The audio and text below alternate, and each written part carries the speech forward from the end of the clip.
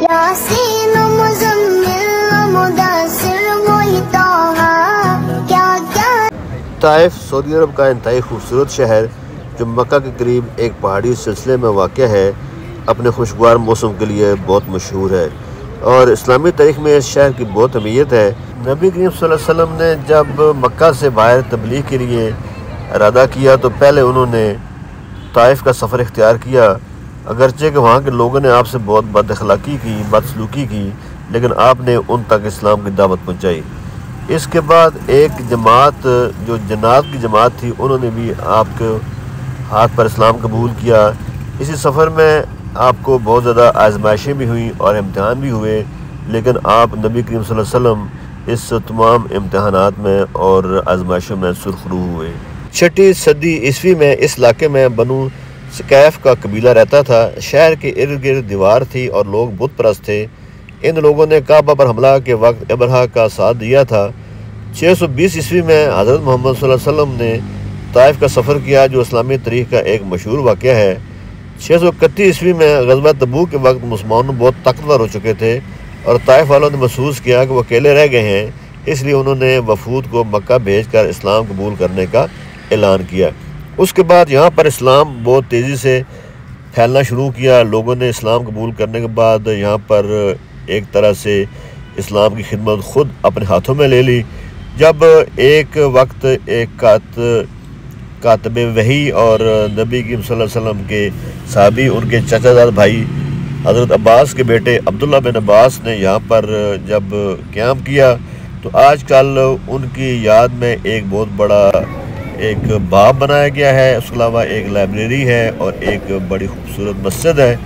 उस मस्जिद के साथ और लाइब्रेरी के साथ उनका मज़ार भी यहाँ पर मौजूद है। ये मकतबा हज़रत अब्दुल्ला बिन अब्बास रज़ियल्लाहु अन्हु साहबी थे, उनका यहाँ मज़ार भी है कहते हैं, लेकिन वो ऐसे बंद किया हुआ नज़र नहीं आता। और ये उनकी एक लाइब्रेरी है और साथ उनके नाम से मस्जिद है।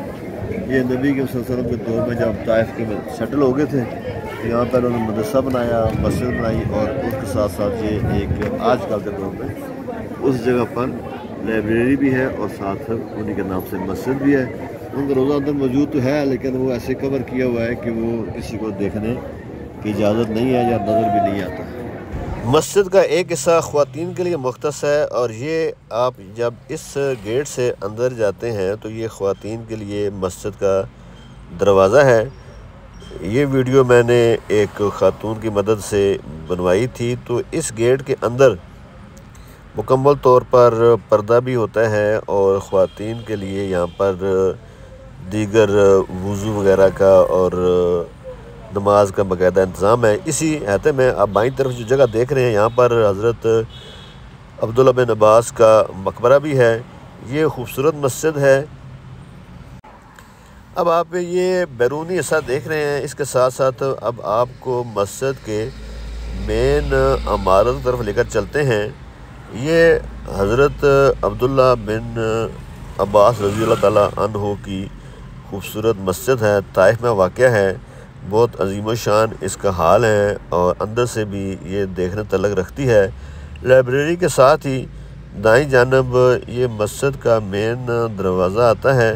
अभी आपको मस्जिद के अंदर लेकर चलते हैं और मस्जिद की खूबसूरती भी दिखाते हैं और इसकी जो वसीज़ अंदर इसका इलाका है, जहाँ वो जगह जहाँ पर लोग सजदा करते हैं वो दिखाते हैं।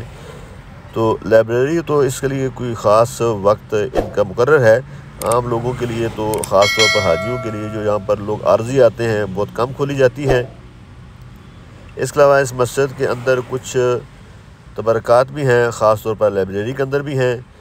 तो ये साथ उनका मज़ार भी है हज़रत अब्दुल्ला बिन अब्बास का। तो मस्जिद के पास इस वक्त हाजियों का रश है। हाजी जो लोग आते हैं मक्का में तो ताइफ का सफ़र ज़रूर करते हैं। ताइफ तकरीबन 100 किलोमीटर के फ़ासले पर मक्का से यहाँ पर मौजूद है। पहाड़ी इलाका है, खुशगवार इलाका है। मौसम अगर आप शाम के वक्त या दिन के वक्त भी आएँ तो काफ़ी टेम्परेचर का फ़र्क होता है। हजाज कराम यहाँ पर लाजमी आते हैं, इस इलाके की सैर करते हैं। ये अब जो बाएं जानब आप अहाता देख रहे हैं, इसी के अंदर हज़रत अब्दुल्ला बिन अब्बास का मज़ार अक़दस है, जो कि आम ज़ायरीन के लिए तो नहीं खोला जाता और इसके लिए ख़ास वक्त भी मुकर्रर है देखने के लिए। अभी आए आपको मस्जिद के अंदर लेकर चलते हैं और दिखाते हैं कि मस्जिद अंदर से भी कैसे खूबसूरत है। सामने आप जैसे देख रहे हैं बड़ी इमारतें हैं, होटल्स हैं, लोग यहाँ पर क़याम भी करते हैं।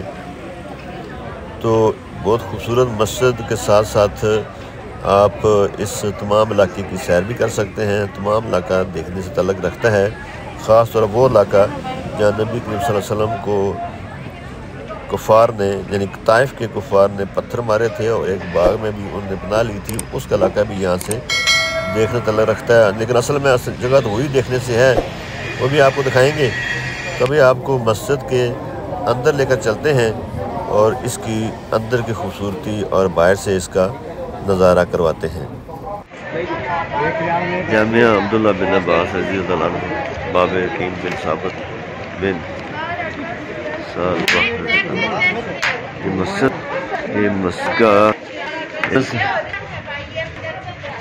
खूबसूरत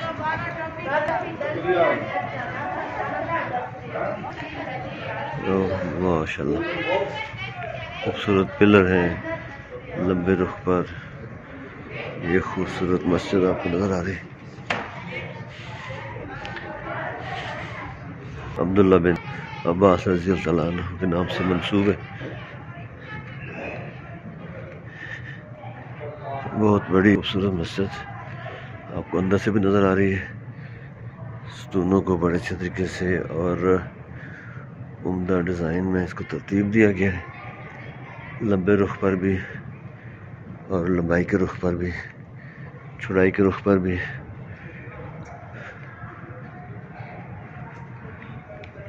सामने आपको इसका मेंबर और महराब भी नज़र आ रहे हैं। दबीज और मोटे कालीन है।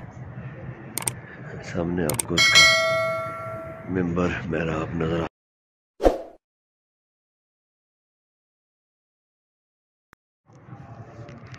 ये अब्दुल्ला बिन अब्बास रज़ियल्लाहु अन्हु की मस्जिद में मौजूद हूँ। लाइफ का सबसे खूबसूरत मस्जिद में शुमार होती है। बाहर के नाम से एक लाइब्रेरी है। पहले कहा था कि यहाँ शरा एक मज़ार, लेकिन उसके तो यहाँ लेकिन उन्हीं का मनसूबा भी है। लाइब्रेरी में बहुत खूबसूरत मस्जिद है और डीडे इसके छत और मोटे दबीज गल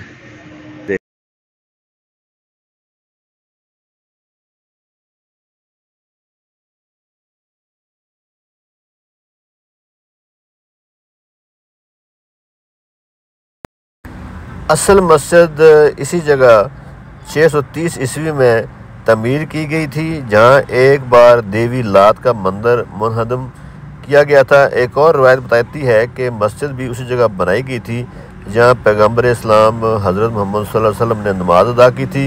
बहरहाल मस्जिद की तमीर तकरीबन 630 ईस्वी की है और ये हज़ूर सल्लल्लाहु अलैहि वसल्लम की ज़िंदगी के हम असर है। बनु कैफ के मासरे में शहीद होने वालों ने इसी कब्रिस्तान में यहाँ जो बाईं तरफ मौजूद है, इसी मस्जिद के पास उन्हें यहाँ पर दफन किया गया था। इब्न अब्बास ने नबी करीम सल्लल्लाहु अलैहि वसल्लम के चचाजाद भाई थे। इब्न अब्बास रज़ियल्लाहु तआला अन्हु को 687 ईस्वी में इसी कब्रिस्तान में दफन किया गया था। इसके बाद हज़रत अली करमुल्लाह वजह के बेटे मोहम्मद बिन हनैफा रज़ियल्लाहु तआला अन्हु की तदफीन भी 700 ईस्वी में इसी मस्जिद के पास बाएं जानब वाक़या कब्रिस्तान में की गई थी। बहुत आलीशान मस्जिद है, इसकी तारीख़ भी बहुत दिलचस्प है। नबी करीम सल्लल्लाहु अलैहि वसल्लम के दौर के बाद इस शहर को बहुत अहमियत हासिल हुई थी। शहर ताइफ के अलावा और भी तरीक़ों जगहों की मैं वीडियो बना चुका हूँ। नाज़रीन, उम्मीद है आपको ये मेरी वीडियो ज़रूर पसंद आएगी। बराए करम लाइक और शेयर कर दें और मेरे चैनल को भी सब्सक्राइब कर दें।